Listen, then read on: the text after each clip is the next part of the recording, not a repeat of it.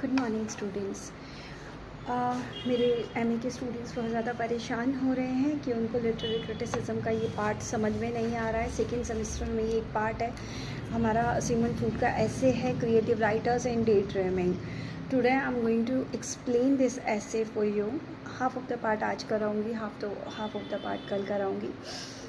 इसको आप समझने की कोशिश कीजिए। सिगमंड फ्रूड, सबसे पहले हम ऑथर के बारे में बात करते हैं। सिगमंड फ्रूड जो कि एक साइको एनालिस्ट थे, ऑस्ट्रियन साइको एनालिस्ट हैं ये।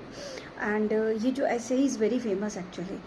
Keep it in your mind, he is known as the father of psychoanalysis, right. ये जो ऐसे है creative writers and day dreaming, ये ऐसे इन्होंने 1907 में लिखा था और 1908 में ये पब्लिश हुआ था।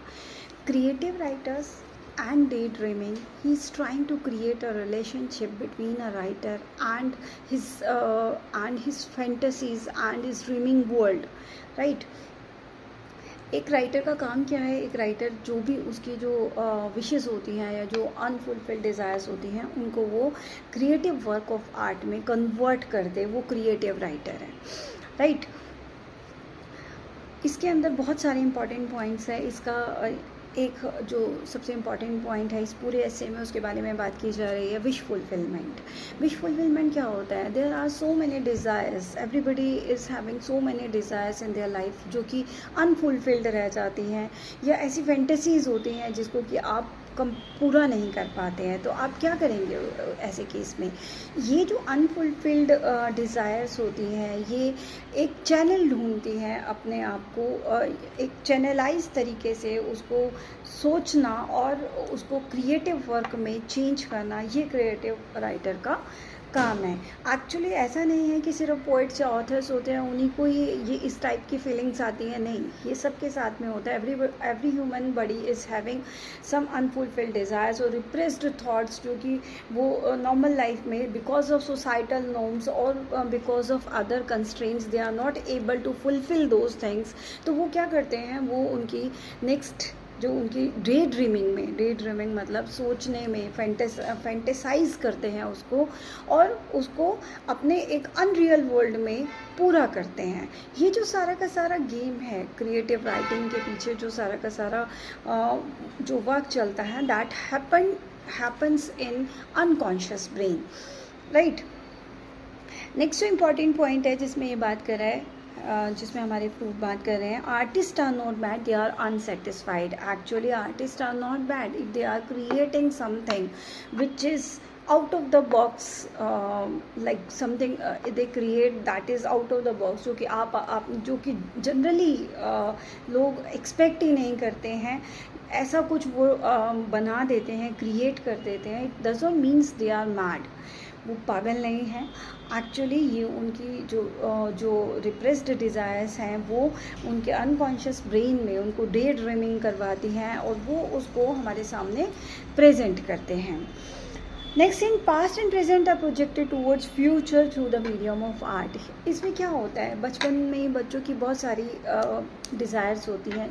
जो बच्चे क्या करते हैं, जब बच्चे बहुत छोटे होते हैं, ड्यूरिंग देयर प्ले टाइम वो क्या करते हैं, अपने गेम्स में अपना एक इमेजिनरी वर्ल्ड क्रिएट करते हैं और उस इमेजिनरी वर्ल्ड को बहुत ही सीरियसली क्रिएट करते हैं और उसमें वो बहुत सीरियसली जीते भी हैं, ठीक है। इसी तरीके से लेकिन जैसे वो बड़े होते जाते हैं, वो सोसाइटी के जो उनके सामने रूल्स और कंडीशंस जो उनके सामने आती हैं, उसमें दे पीपल गेट चेंज्ड। हर एज की जो डिज़ायर्स होती हैं वो डिफरेंट होती हैं। तो जो राइटर होता है वो बहुत ज़्यादा, वो बिल्कुल बच्चों के जैसे अपनी जो थॉट्स होते हैं उनको बच्चों की तरह रखता है और अपने इमेजिनरी वर्ल्ड में ज़िंदा रहता है। यानी वो अपने पास्ट को, अपने फ्यूचर में, पास्ट एंड प्रेजेंट को लेकर उसको एक क्रिएटिव आर्ट में कन्वर्ट करता है और उसे फ्यूचर में लेके जाता है ना। उसमें वो पोइटिकल इफ़ेक्ट्स डालता है। पोइटिकल इफ़ेक्ट्स क्या होते हैं? पोइटिकल इफ़ेक्ट्स वो इफ़ेक्ट्स होते हैं जिसकी वजह से हमें जो उसका वर्क ऑफ आर्ट है वो इंटरेस्टिंग नज़र आता है, यानी हम उसके साथ में अपने आप को रिलेट कर पाते हैं। तो वो पोइटिकल इफ़ेक्ट्स डालते हैं। मतलब कई बार ऐसे डिज़ायर्स होती हैं लोगों की, विशेस होती हैं जो कि बहुत अनएक्सेप्टेबल होती हैं, जनरल वे में कहा जाए तो they are totally unacceptable in the society. अब उसको एक्सेप्टेबल कैसे बनाया जाता है, उसमें पोइटिकल इफ़ेक्ट्स डालता है। वो कंस्ट्रेंट जो है अकॉर्डिंग टू द सोसाइटी, जो कंस्ट्रेंट लगे हुए हैं उन कंस्ट्रेंट के अंदर उस क्रिएटिव आर्ट को वो क्रिएट करता है, ठीक है, ताकि वो हर कोई इंसान जो भी उसको देखता है या सुनता है वो उसको एक्सेप्ट कर पाए और उसको आगे अपनी यानी उसके साथ अपने आप को रिलेट कर पाए। तो what the writer is trying to do, he is trying to give us a bribe. वो हमें ऐसा वर्ल्ड दिखाता है जो कि हमारे अपने वर्ल्ड के साथ पे कहीं ना कहीं रिलेट करता है। तो हम अपनी एंग्जाइटीज़ को उस वर्क के थ्रू भूल जाते हैं, ठीक है। तो ही ब्राइब्स अस, राइट। नेक्स्ट जो इम्पॉर्टेंट पॉइंट जिसके बारे में बात किया हुआ है, every man is a poet by heart. ये फ्रूट कहते हैं, जस्टिफाई कर रहे हैं क्रिएटिव राइटर की तरफ से इस बात को कि every man is a poet by heart. He is trying to reduce the boundary between a normal human being and a poet. He is saying कि हर कोई आदमी जो है वो बाय हार्ट एक पोइट है, क्योंकि everybody the process is same, everybody day dreams, ठीक है। हर कोई अपने एक फैंटेसिकल वर्ल्ड में रहता है और उस वर्ल्ड में वो बहुत सारी चीज़ों को सोचता है और उसको पूरा करने की कोशिश करता है, which is not possible in the real world. तो वो हर इंसान की कुछ फैंटेसीज़ होती हैं जो कि हमेशा अनफुलफिल्ड रह जाती हैं। तो उन अनफुलफिल्ड जो नॉर्मल लोगों की होती है वही पोइट्स की भी रहती है, लेकिन पोइट्स क्या करता है, उसे अपने क्रिएटिव आर्ट में हमारे सामने प्रेजेंट कर देता है।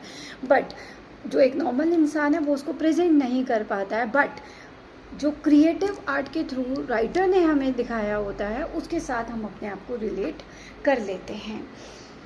एक और इम्पॉर्टेंट चीज़, द रिनंसिएशन ऑफ रियलिटी और formation of a substitute that is fantasies. Renunciation of the realities, बहुत कुछ आपका जो रियल वर्ल्ड है उसके अंदर वो एक जिसे कहें कि वो कंस्ट्रेंट हट गए और वो रियल वर्ल्ड में अपनी प्लेस बना लेता है, और एक सब्सटीट्यूट होता है, ये हमारे रियल वर्ल्ड का ही सब्सटीट्यूट होता है। एक्चुअली जो भी राइटर हमें बताने की कोशिश करता है अपने वर्क ऑफ आर्ट के through, actually that is the reality, but that reality is quite opposed by the society, ठीक है। तो वो उस रियलिटी को हमारे सामने प्रेजेंट कर रहा है, तो वो रिनंसिएशन ऑफ रियलिटी ही होती है, ठीक है।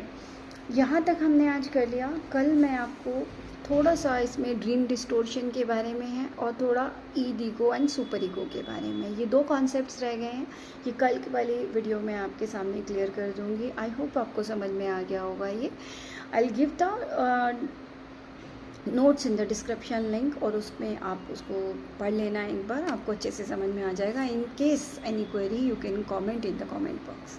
Thank you.